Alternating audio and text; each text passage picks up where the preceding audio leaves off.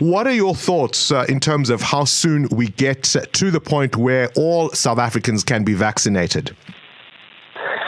Well, that's a very important question, Bongani, because if you asked me the question on Sunday, I would have said we don't even know if it's possible to make a vaccine against the coronavirus. We've never done so before.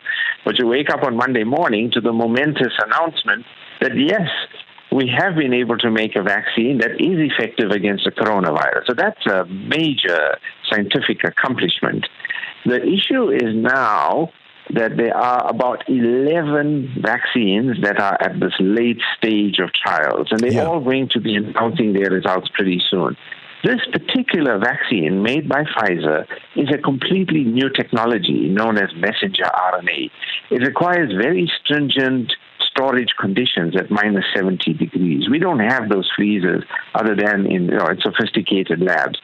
So the ability to roll out a vaccine like this is limited in our country. If we are going to roll it out, it would have to be restricted to, for example, healthcare workers, because hospitals keep this kind of equipment.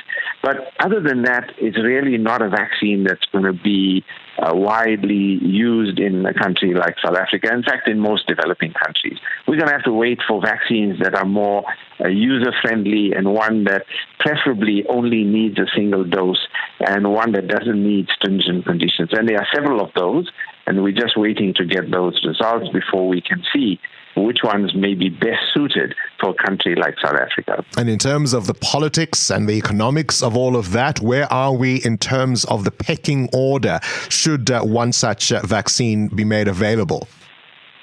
Oh, you're touching on a raw nerve. I am so disappointed when I look at what is being referred to these days as vaccine nationalism, where wealthy countries are buying up large quantities of the vaccines even before we know their results. And they can do so because of their financial clout. And I think it's really under the severely mistaken notion that, one country can be safe while the rest of the world is not. This virus doesn't work like that.